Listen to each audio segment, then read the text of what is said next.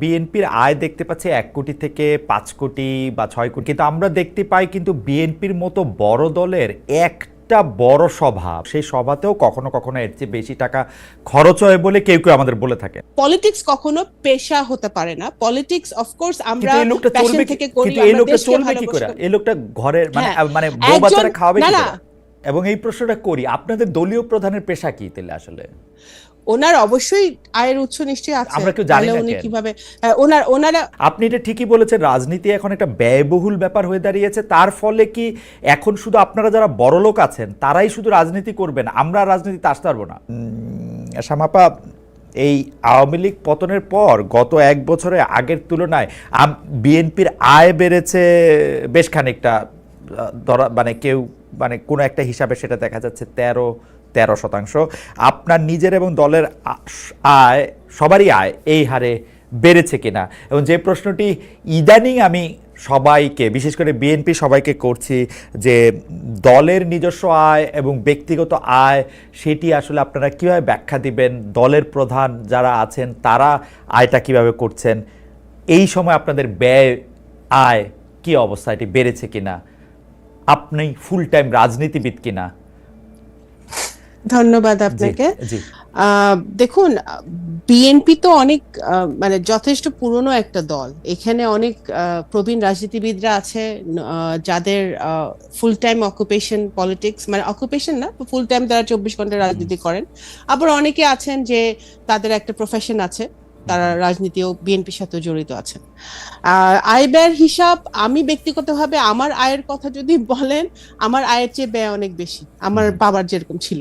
হ্যাঁ, তো আমারও আয়ের চেয়ে ব্যয় অনেক বেশি। রাজনীতি অনেক এক্সপেন্সিভ হয়ে গেছে।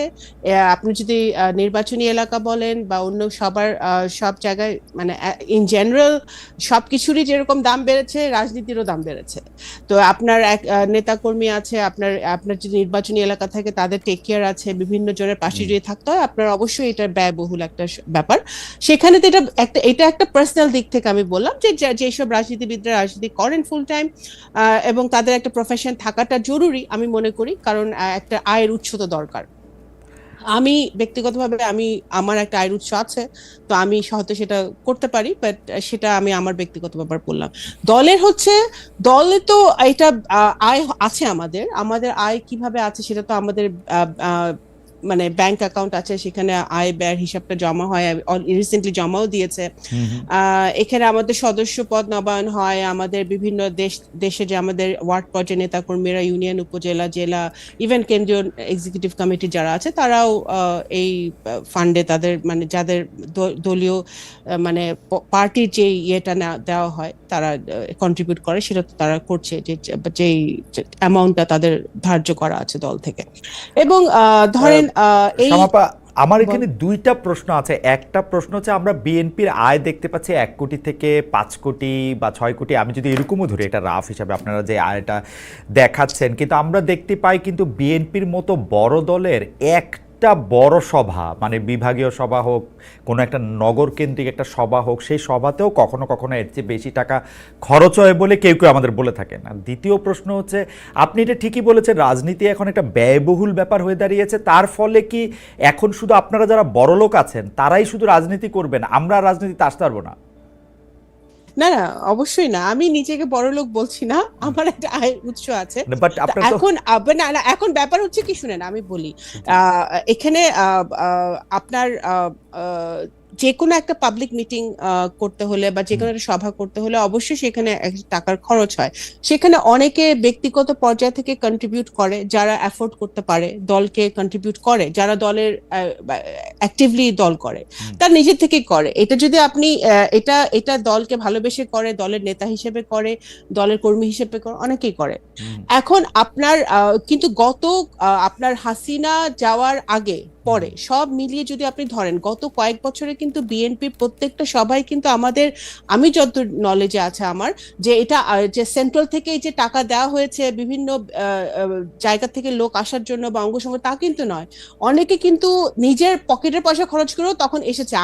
আমি জানি সেটা ব্যক্তিগতভাবে। হ্যাঁ, আমার বিভাগে আমি বলতে পারি যারা অনেকে এসছে, কিন্তু সেটা দলকে ভালোবেসে এসছে, একটা আন্দোলন চলছে সেই জন্য এসছে, এবং সেই স্পিরিট নিয়ে কিন্তু অনেকেই এসছে ওকে, এবং নিজের বাগাইটের পয়সা খরচ করেছে। সেটা ঠিক, কিন্তু যখন আপনারা ক্ষমতায় যাওয়ার কাছাকাছি বা ক্ষমতা যাওয়ার দৌড়ে আছেন তখন কিন্তু একটু ম্যাট্রিক্সটা চেঞ্জ হয়। যারা নিজের থেকে আসে তারা একটা সুদূর প্রসারী চিন্তা ভাবনা নিয়েই আসে। যেমন আমি যদি এখন আমার বন্ধুকে চিন্তা করি যে আসলে এখন বিএনপি সভায় যাইতে চাবে, আপনাকে অনেকগুলি টাকা দিয়েই যাইতে চাবে আপনার পাশে শুধু বসার জন্য, তার একটা স্বার্থ থাকবে। সেই জায়গা থেকে আমি এটা বলতেছি যে মানে আপনারা এটা স্বচ্ছ ওই রাজনীতি দেখেন, ওই রাজনীতি থেকে তো আমরা বেরোয় আসতে চাই। দল আমি মনে করি ওই ধরনের পলিটিক্স আসতে তো চান, মানে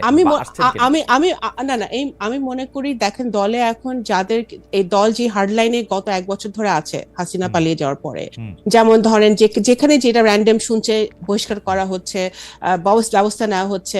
যারা দলে পুরনো আছে তাদেরকে দেশে বিদেশে যারাই অনেকদিন ধরে কাজ করছে তাদেরকে মূল্যায়ন করার চেষ্টা করা হচ্ছে।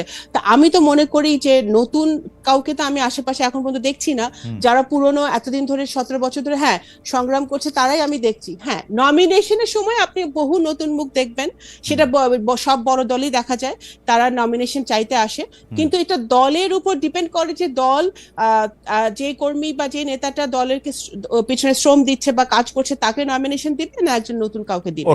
তো সেটা আমার ব্যক্তিগত মতামত হচ্ছে যে দল এখন ইটস অ্যাবাউট টাইম যে এই শিফটটা হোক। শ্যামাপা, এই পর্যায়ে এটা আমার শেষ প্রশ্ন, মানে রাজনীতি তো আর পেশা হইতে পারে না। মানে ধরেন আমি যদি এখন একটা দলের রাজনীতি করি, ওকে আমাকে বেতন দিবে, টাকা দিবে, মানে টাকাটা আমি কই পাবো? ধরেন আমি এখন সাংবাদিকতা করে কিছু টাকা পাই, আমি এখন পলিটিক্স করতে গেলাম, আমি এটা বুঝতে চাইতেছি যে এই পলিটিক্স করতে গেলাম, ধরেন বিএনপি করতে গেলাম, ধরেন হাসান ভাইয়ের দলই করতে গেলাম, ওইটা থেকে আমি টাকা পাবো, মানে এটার হিসাবটা কি? বিদেশে শুনেন, বিদেশে কিন্তু অনেক পলিটিক্যাল পার্টি আছে, বিভিন্ন দেশে they get paid for it, তাই না? তারা বাংলাদেশে তো বিএনপি বা আওয়ামী লীগ বা এই জামাত আমি জানি না পায় নাকি, এরকম কোন দল কিন্তু কোন দল থেকে কোনো টাকা পয়সা আমরা দেওয়া হয় না। কমিউনিস্ট পার্টি পায়, ভালো কথা, দেয়ার লাকি, তারা পায়। কিন্তু বিএনপির মতো এত বড় দলে একটা দল মেনটেন করা, সেখানে তো এখানে দল থেকে তো এরকম কিছু হয় না। বাট আমি মনে করি পলিটিক্স কখনো পেশা হতে পারে না। পলিটিক্স অফকোর্স আমরা প্যাশন থেকে করি, আমরা দেশকে ভালোবাসি। এই লোকটা ঘরের মানে বউ বাচ্চারা খাওয়াবে কি করে? না, একজন শিক্ষক রাজনীতি করছে না, একজন ডাক্তার রাজনীতি করছে না, একজন ইঞ্জিনিয়ার রাজনীতি করছে না, আমি সবাই তো এক ব্যবসায়ী রাজনীতি করছে। পেশা হিসেবে তো একটা কিছু থাকতে হবে, পেশা হিসেবে একটা কিছু থাকতে হবে। হ্যাঁ, ডেফিনেটলি। কারণ রাজনীতি, যেমন ছাত্র দল, আমি দেখেছি যে ছাত্র দলের ছাত্রদের তো টাকা পয়সা থাকার কথা না, ছাত্ররা কিভাবে চলবে, ছাত্র রাজনীতি করবে কিভাবে? ছাত্র দল আই থিঙ্ক সেটা দলের দেখা উচিত যে আমি এই জায়গায় একটু আপনার একটু আটকাই এবং এই প্রশ্নটা করি, আপনাদের দলীয় প্রধানের পেশা কি তাহলে? আসলে ওনার অবশ্যই আয়ের উৎস নিশ্চয়ই আছে, আমরা কেউ জানি না উনি কিভাবে ওনারা এখন এইটা উনি এতদিন ধরে দেশের বাইরে আছেন, ওনার ফ্যামিলি আছে, ওনার স্ত্রী আমার ডক্টর জুবাইদা কর্মরত আছেন। তো ওনাদের আয়ের উৎস তো ফ্যামিলি থেকেও আসতে পারে, আয়ের উৎস বিভিন্ন জায়গা থেকে আসতে পারে। আয়ের উৎস তো সেটা যে পাবলিক নলেজ হতে হবে। আমার আয়ের উৎস তো পাবলিক নলেজ না, আমার আয়ের উৎস আপনি জানেন না, বাট দ্যাট ডাজন্ট মিন যে আমার কোনো আয় নাই। তো আয়ের উৎস যে সবার জানতে হবে আমার কোনো কথা নেই, অ্যাজ লং অ্যাজ উনি ট্যাক্স ফাইল করছেন, অ্যাজ লং অ্যাজ ওনার ফাইলস সব ক্লিয়ার আছে, দ্যাটস অল ইট ম্যাটার্স। শ্যামাপা, এটা মনে হইতে পারে যে আমি কিন্তু জনাব তারেক রহমান রে, বেগম খালেদা জিয়ারে খুবই পছন্দ করি, বাংলাদেশের সব লোককে আমি পছন্দ করি, কিন্তু ঘটনা হচ্ছে যে ধরেন আমার মেয়ে যদি জনাব তারেক রহমানের মতো হইতে চায়, তো সে যদি আমরা জানতে চায় যে উনি কি করেন, তাহলে আমাকে বলতে হবে যে উনি আসলে পলিটিক্স করেন, তাই তো?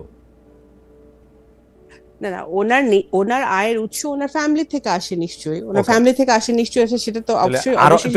আরো ভয়ঙ্কর হলো, ও তাহলে আমার থেকে টাকা নিয়ে রাজনীতি করবে, তাই তো?